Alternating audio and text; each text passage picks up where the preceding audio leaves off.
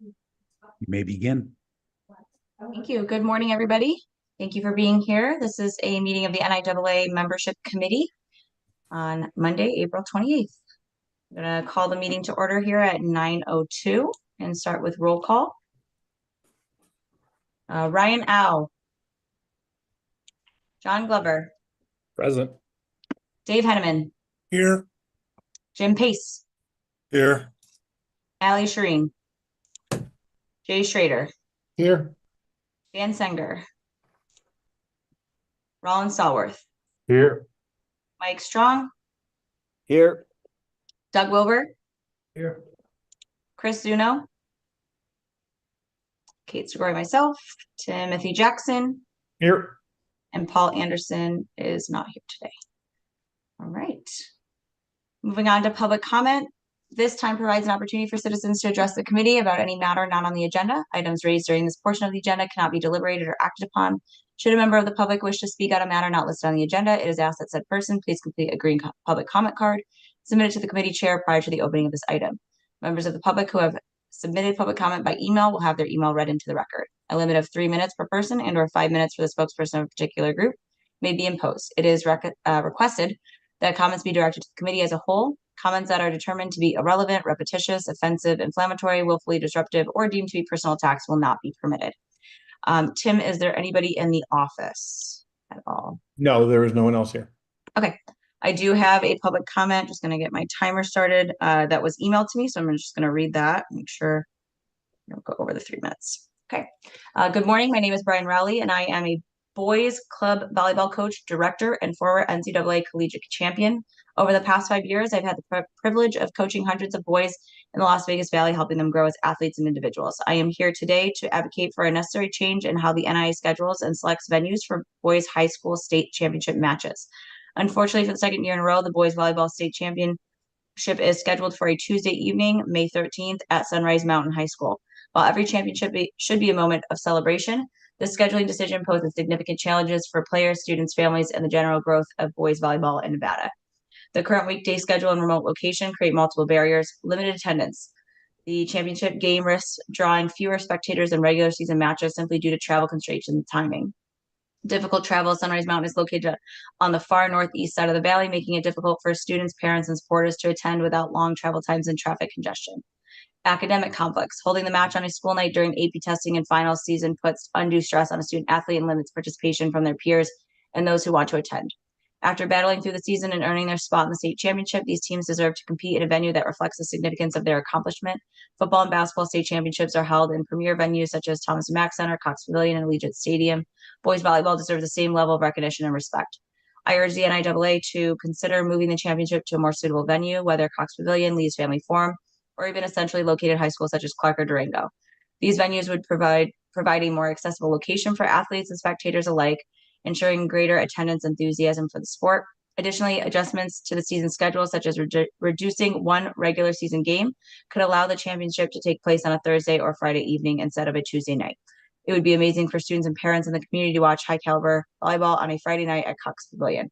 If funding is a concern, I previously reached out to offer fundraising support through club efforts or corporate sponsorships. Yet my outreach has gone unanswered. There are lots of clubs and parents and businesses that would support this effort. Boys volleyball is the fastest growing boys sport in Nevada and across the nation, and our athletes deserve the opportunity to play in a setting that matches their talent, hard work, and dedication. I hope you will strongly consider these recommendations to support the future of boys volleyball in our state.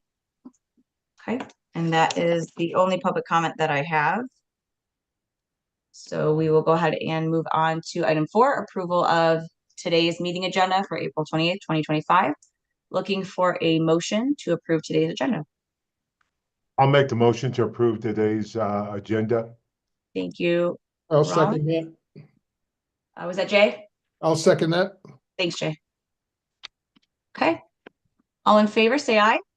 Aye. Aye. Aye. Any opposed? Okay. Thank you. And moving on to item 5, approval of the February 12th, 2025 meeting minutes. So those are starting on page 4 down to page 8. Hope you get a chance to read through those. If there's any errors or edits that need to be made, please let me know at this time. And if not, looking for a motion to approve the minutes from our last meeting. I'll motion to approve the minutes from the February 12th meeting. Thanks, Dave. Looking for a second? I'll second. Sorry, who was that? Didn't pop up. Doug Wilbur. Thanks, Doug. All right, all in favor, say aye. Aye. Aye. Any opposed? Great. All right, we will move on to item 6, coaching badge verification process.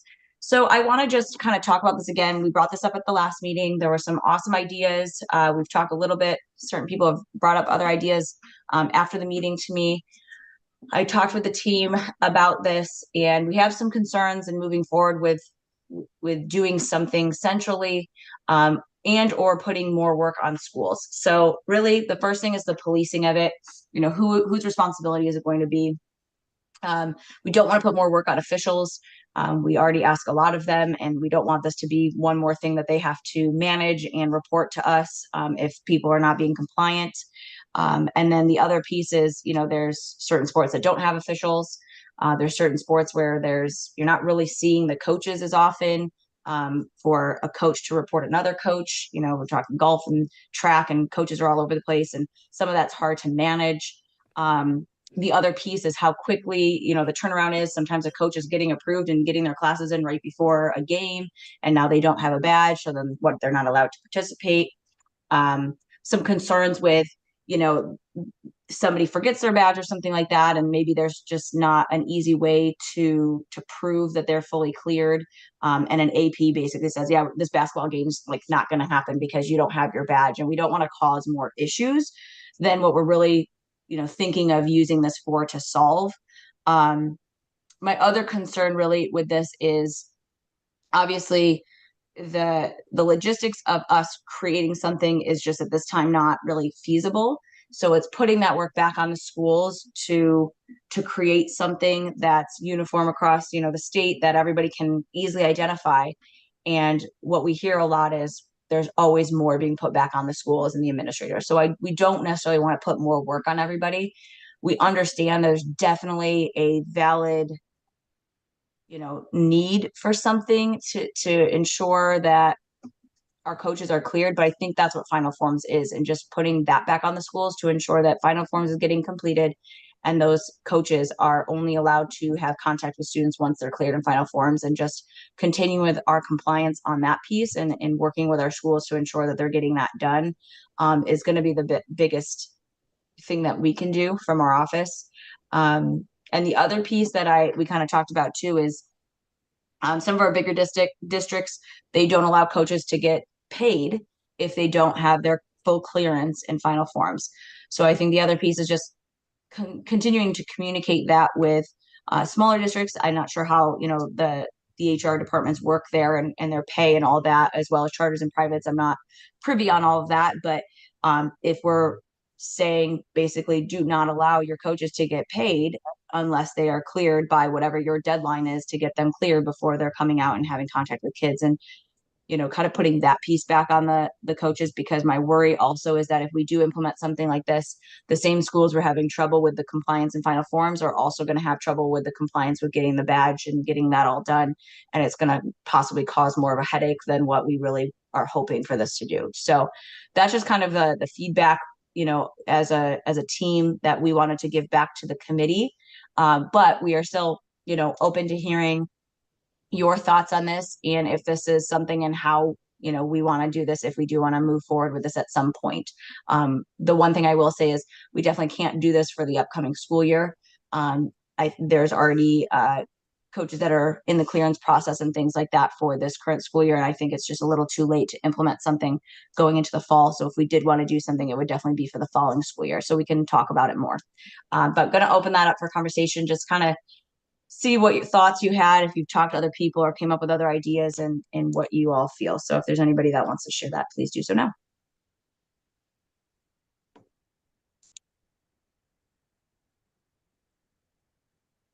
Hey, quick question. In Final Forms, can the coaches upload a copy of their badge? Is that like, we get that added into Final Forms? if it's not an option, so that like, say if a coach did show up to a school and said, I'm an approved coach, I don't know, I forgot my badge or along those lines. I know it'd be a little more work on the school hosting, or they could, at least the coach could pull up their final forms and like, look, here's my badge. It shows the expiration date, that kind of thing, even though they don't have it on in person. Yeah, and I haven't talked to Final Forms yet because I wanted to make sure we, decided one way or another how we were going to do this. But I do think that there is a possibility in Final Forms that we could create some clearance badge as far as, once they've completed the NIAA requirements, they get like a little, badge that they can easily pull up on their phone and show in Final Forms, look, I've been cleared. Here's my expiration dates or something like that, on their end, or even just showing that on their end, the countdown timer to show, they're in green and they have nothing that's expiring or expired. So I can work with them on that. The issue with like a badge that I didn't bring up also though is like, for instance, CCSD has additional requirements for them to show cleared at a CCSD school that are different than any other school. So certain schools have added other requirements. So a coach may look not cleared by the NIAA standards because they are missing, say, some document that they had to do just for their district, but they really are cleared as far as coaching for the NIAA. Is there going to be some conflict there where it shows that they're not cleared, even though by our standards they're cleared to participate? And how is that going to be managed since there's higher standards for certain schools and school districts? So just another thought there.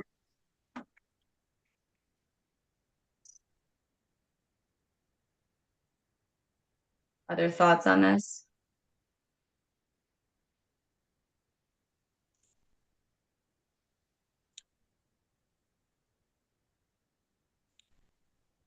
Crickets. What'd you say, Rollins? I said crickets. Crickets. I know. Well, I think at this point we can always bring it back and talk more about it.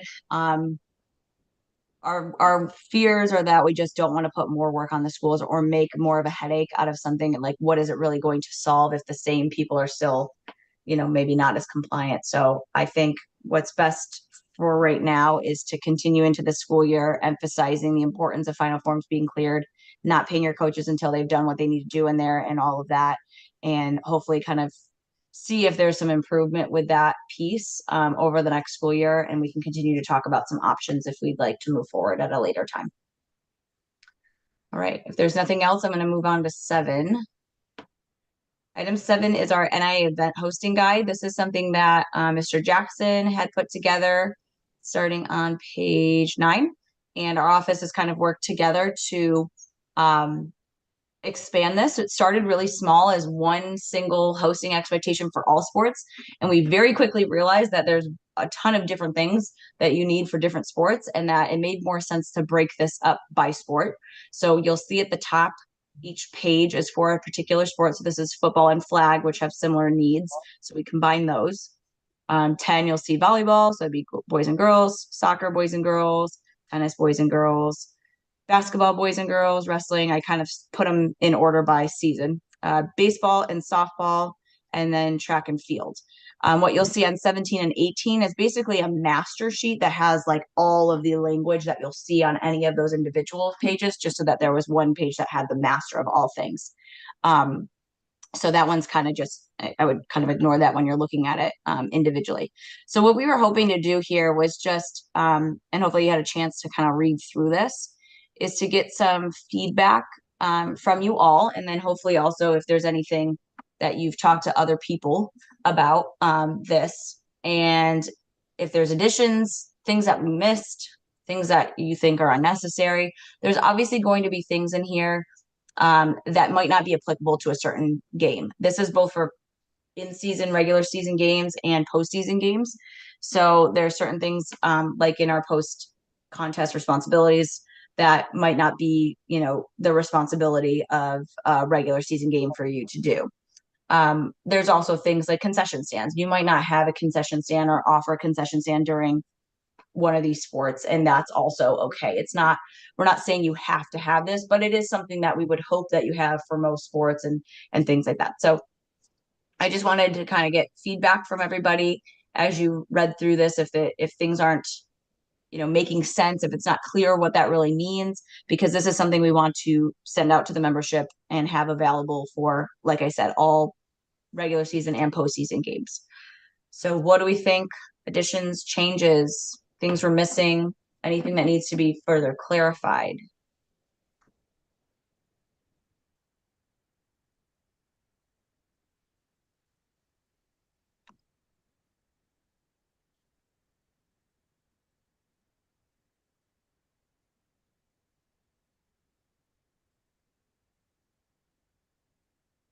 Do we like it? Do you think it's unnecessary overkill? We definitely have a lot of turnover. So that was one of the main reasons we wanted to get this out, because a lot of people aren't trained by anybody. They don't really know, what they're doing necessarily. So we want to be as thorough as possible and include as much as possible here for everyone. And Kate, who are the main people that are gonna be filling this out? This is really just for your own purposes. So athletic administrator, athletic director, whoever's setting up for a home event, in conjunction with their coach. A lot of this, if you look down at track, I coach track, for instance, like the athletic director, athletic administrator is not really the person that's going to be going through and ensuring that, the high jump and pole vault mats are in good condition. That's your coach. That's the expert on that and knows, is kind of doing some of this. So I would say it's kind of in conjunction with the whole team.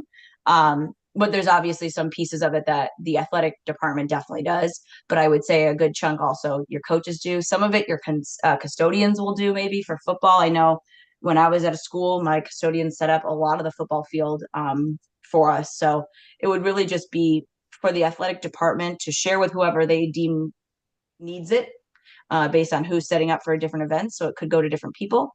And they're just kind of using this as their own kind of checklist when they're hosting an event to make sure that they didn't forget something. Kate, at this particular time, when a school, let's say that Hug High School is our newest campus in Washoe County, and they were specifically built to try to host a state track and field meet. Remember, they put in 9 lanes and all of that stuff. Would this type of form be sent to them? Would this be kind of one of those? I see you shaking your head, Tim. Is that? No, Rollins, the genesis of this is very simple. I was given a direction from someone that they wanted us to go over how to host an event. This isn't anything a school would fill out. The specific genesis of this was, I was told we have schools that don't know what to do to how to host. Okay. And so what we put together here is a checklist. So let's use Hug. That's a great example because he knows what he's doing out there. But let's just say Hug decides we're going to host the state track meet. We've never hosted to apply to a host it. Right. And then they get it. Then now they're the host and they go, oh God, what do we do? They can go here and look, and this gives them a little bit of idea of what you should be preparing for to host a major event. For most of the people in this room, this list would you don't even need it. We know it. It's in our mind.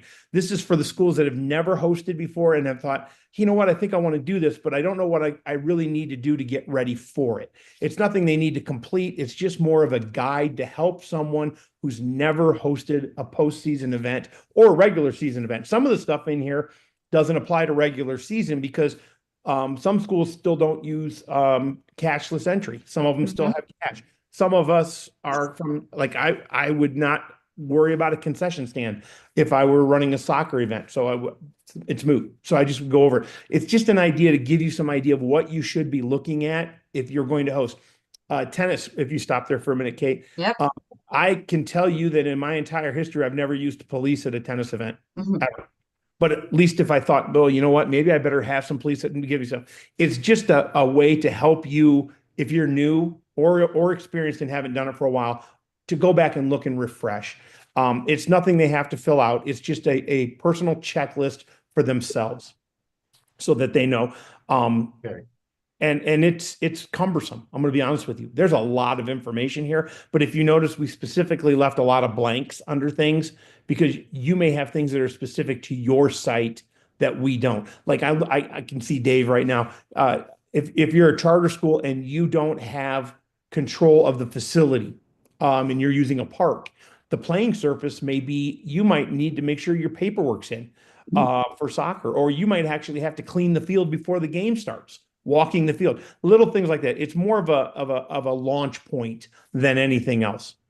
But it's nothing that they have to fill out to host events. It's just a template for you you can edit it, right? Like if you know you're never going to have concession stand at soccer, get rid of that, edit it, add things that you need. So we'll send this out as like a form that people can copy. And then, because right now it's just in like a Google Sheet, and this obviously is a PDF, but it'll be sent as a Google Sheet so that you can edit it and change and add whatever, is necessary. But this is kind of what we would assume would be kind of the best things that you would need at the best event that you could host, right? And then you can tweak it from there. Just my 2 cents. I mean, I think this is a great tool, especially for new admin, new ADs in the position, whether you're hosting a NIAA event or not, just a regular, like you guys said, a regular sporting event on a Wednesday. If you're brand new coming in, you might not know that you're supposed to set up your scorers table in the gym, or, extra benches or whatever, pull out the bleachers on the visitor side, all that good stuff that goes into this. So I think this would be a great tool to share with everybody, saying, hey, here's just kind of like a rubric to use it how it fits your building. Absolutely. Yeah, and that's definitely the purpose here, is just to give that, because you never know. You might get a brand new AP, AD, and a brand new coach for football all in the same year with a brand new custodian. Yep. And everyone's like, how do we set up for a football game? And it's like, well, I have no idea. I've never done this before. And of course, we have a network and people can reach out to each other and get help. But we feel it's our responsibility to also give that support. And it shouldn't just be on you guys to find the help, right? So that's why we did this. Anything else? Any other big things we're missing? Changes? Again, anything that's not clear? Kevin, you might know this better since you created the document. I know one of the things I always used to get in trouble with when I was in the building hosting is I always forgot to set up the flag. Oh, no, there it is. American flag. There it is. Okay. I always forgot to set up the flag on Friday night football games. Doug, I will tell you, one of the longest chewings I ever took was from a vet because I forgot to put the flag up at a football game. And I want to tell you, I will never forget that again. It's the number one thing on my checklist to make sure that flag was up. Yeah, I Because don't know how many times, that 5 you minutes before kickoff, I'm running into the school to grab the flag to put it right back up. Yep. Well, and I'll tell you the other stuff on there, some of it is so localized. Like I never worried about my cheerleaders. I knew my cheerleading advisor was going to be there to take care of it. But then when we moved into being a host site, I forgot that not every school has a cheerleading advisor like I did. So the cheerleaders were important, the team bench area, little things. And hopefully what we've done is we've also covered our own rear, because if you look at awards for postseason, I forgot to count the medals for cross country and didn't think I had the right ones and panicked at 6 o'clock in the morning on Saturday before the state meet, and I actually gave out golf medals to Division 5 girls because I had extras. But what had happened was the girls' medals were in the boys' box with the boys' medals, and we hadn't opened up the box yet. So I immediately put that all awards unboxed and open because that happened to me. See things on here that you would want to add when you get this, please add them to your to the list. I think this is a great start. Anybody else before we move on? All right, so again, our goal here is to take one final look at this on our end, and then we will send this out going into the next school year, and we'll talk about it at our trainings and our beginning of the year preseason meetings. Again, it's just a template, something to use, especially if you're new, but even if you're not, a good checklist just in case you forget something. All right, I'm going to move on to, if there's any more documents in here. So item 8, NIAA upcoming trainings. So this is really just for me to kind of let you guys know what we're doing for the membership, since this is the membership committee and we're not just focused on new members, we're focused on continuing to improve current member schools and what they're doing. And so the big piece of that is training, professional development. And so what our office is currently working on is developing individual webinars that are basically going to be trainings that you can watch at your leisure. We're going to cover a lot of different topics from eligibility to scheduling and max preps and tournaments and how to submit those and how to, complete final forms and activate rosters and all of those little minute things that everybody does on a daily basis. It's going to be something not only for brand new people, but also as good refreshers for current, athletic administrators that have been in the role for a while. So that's one thing that we're developing and we'll have kind of completed throughout this summer to go into the next school year. The other thing, as I just sent out a reminder this morning, is our mini conferences that we're doing with NIAA. And those are going to be focused a little bit more on our newer athletic administrators and athletic directors, getting them involved, getting them to be members of NIAA and members of the NIAAA, and starting to take some of the LTC coursework to work towards their certifications. So that at this point is looking really good. We have a lot of interest both in the North and the South. So the hope is that both of those events will be able to occur in late July. We also obviously have our preseason meetings where we'll continue to share information with everybody. But outside of that, I will also be hosting, as I've done before, a live eligibility training for everybody virtually, and also as part of those preseason meetings for the smaller preseason, for the smaller 1A, 2A, the 1A, 2A, 3 in the North. I usually do a small in-person training there for both of those meetings as well as the larger one in the North. I also did a small one there. For the South, it kind of depends. I may piggyback on the CCSD training that they normally do, and then also hold just the virtual one for anybody else in the South for the bigger schools that would like to attend. So we definitely are planning a lot of trainings and a lot of resources to hopefully assist specifically new people, but also as just good reminders for those that have been around for a while and just want to brush up on some of their knowledge, really digging in on regulations, making sure we understand those, hardship process, level 2 process, those things that we don't talk about too much. I want to make sure that we really hit those home so that we are giving as much support to our schools as possible. So that was just really an update for you all to see what's coming and what we're continuing to work on. But I also wanted to open up for a conversation if there's anything that you feel might be, necessary to add to kind of our list of ideas for trainings and professional development. So outside of that, any other suggestions for that?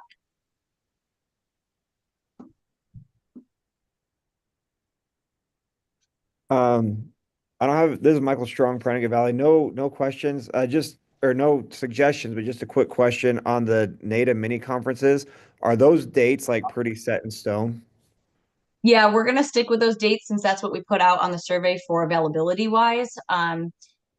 But it's also, like I said, we're hoping to have other opportunities that are going to be similar, both virtually, webinar wise, and virtually live. That if you can't make it for the only negative is you won't necessarily be able to take those classes for free, which was nice. It is something every 3 years that NATA can petition to the NIAA to get those free. So it's something we plan to do kind of continuously. At least the free part would only be every 3 years, but even if the conference can happen in other ways, with it not being under that scholarship that we're able to get, there's a possibility we'll do it, more often than that. So Awesome. Thank you. I think it's a great idea. Thank you. great, thanks. Anything else? All right. Well, that's all I had. Again, short meeting today, but I just wanted to kind of tie up some of those loose ends from our last meeting. And this will probably be our last meeting here for this school year. And we'll look to schedule something in the beginning of next year to continue talking about some of these things, especially this coaching, dilemma, and if there's anything else we want to do with that. But are there any other topics for future planning, again, going into the next school year, things that you would like to see brought up or any future meetings? Kate, Dave Edelman, Charter from Pinecrest Cadence. Quick question about, I know the whole entire live streaming thing is a huge topic that's come up this spring because just talk with other coaches and parents and everything and policing it. Like if somebody is live streaming a game, like at your place, that you have no idea that because they're on their phone, like Game Changer. There's a parent that has Game Changer, live stream the game. and all of a sudden you get a letter from the NIAA or NFHS network, what's happening there with that? Kate, I'll go. Yeah. Okay, so Dave, understand there's a couple things there that you brought up that we have to make sure we're aware of, and that's why we've been very communicative about this. I'm also meeting with the superintendents on Thursday about this as well.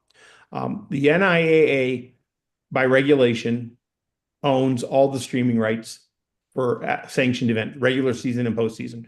Makes us a little unique, and there are only about 5 other states that own regular season and postseason. We sold those rights many years ago to the NFHS network, and they then control those rights. Now, back then, there wasn't as much streaming activity as there is today. That has exploded post-pandemic, well, actually during the pandemic, post-pandemic greatly. Game Changer, Huddle, and then you have the Go Play On and all the other entities out there that are broadcasting. We are not asking schools to go and walk up and confront parents about the Game Changer stuff, but we are asking that if you see a parent streaming it, please remind them that they don't own the rights, that we do, and that they shouldn't be doing that. There is a possibility that if it continues, they could get a cease and desist, but we're not making Dave Henneman go up to every parent and say, stop it, don't do that. We're going to get in trouble. But we are asking you to be cognizant of it. The concern we have is this. If Game Changer is monetizing it, which they are, they don't have the right to do that. We have a very good agreement with with the NFHS network, and we need to protect that. We also need to protect our rights as the owners of those streaming services videos. And so with that being said, we're hoping to get something out to schools in the next couple of weeks to a month that'll help clear this up, assist in your discussions with your parents. But I would recommend, and I think it's going to be one of the things we talk about at the beginning, that you notify parents at the beginning of the season that we own the NIAA owns those rights and they cannot do that, and that we need it to stop. Facebook Live, but do we go after someone who's streaming it back to grandma who can't get to the game? No, we're not policing that. We don't have the capabilities of doing that. But at the same time, we can't just ignore it because we do have to make sure we protect those rights. It puts the schools in a very precarious situation. We're aware of it. We're working on a scenario where we can give schools some more assistance and guidance. But I would stress this. If I met with Huddle last week, I believe it was, met with the NFHS network with our staff. We met with them. We're in constant communication with them about these types of situations. I met with the superintendents once already, and I'm going again this Thursday to meet with them again. We're going to make sure that we educate our membership as to what this means. But if Huddle or Game Changer or Facebook Live or any of those entities come to you and say, "Hey, we'll stream this and monetize it back to you," please remember you can't sell something you don't own. So please do not get into that. Have them contact us. We'll walk them through that process, which they will understand. Huddle was very understanding. We sent Huddle the communication that we sent to schools so that they could share that with their sales reps, so that their sales reps are now speaking from a position of knowledge, because I don't blame them in the sense that if they thought that you guys controlled the rights as schools, they may not have known that. So long-winded, sorry, but understanding that we don't want you to go and get in confrontations with parents.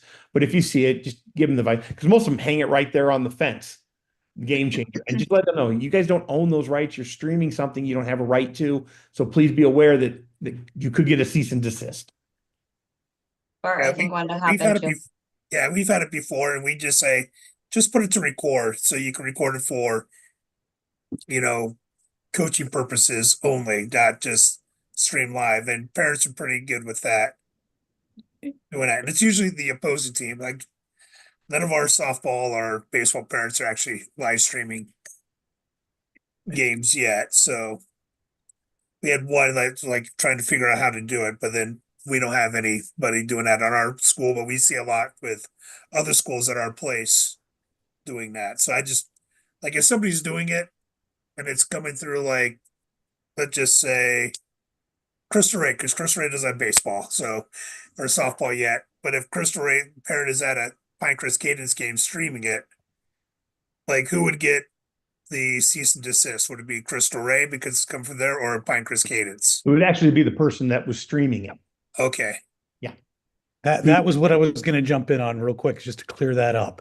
all The right, school is not going to be held responsible for some parent that is doing that. That would go, you can work with us to let us know who that is, and we would then work with the NFHS network, which would send that out.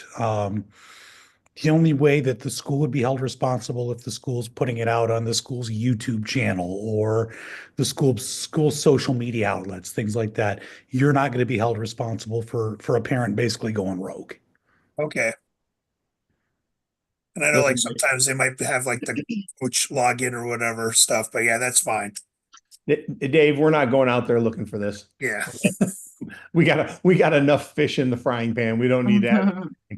yeah, you know, because when I came out, like people were calling me about it. I'm like, it's, I don't know, how can you stop somebody in the stands or the biggest thing was baseball, softball game changer, because that's the only way that people like street and people like it because Foothill, when they're having league games at Arborview, parents aren't going out there. They'd rather just, I could watch on a, and it's not even a great video either. So you just see basically pitcher and a catcher and the umpire and a batter. That's it.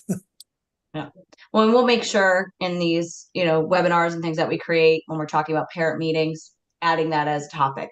Hey, at your parent meeting, remind them that this, just so that everyone's getting that language out to their school community too, to hopefully help that as well. Anything else for future planning? All right. Item 10, public comment. This time provides an opportunity for citizens to address the committee about any matter not on the agenda. Items raised during this portion of the agenda cannot be deliberated or acted upon.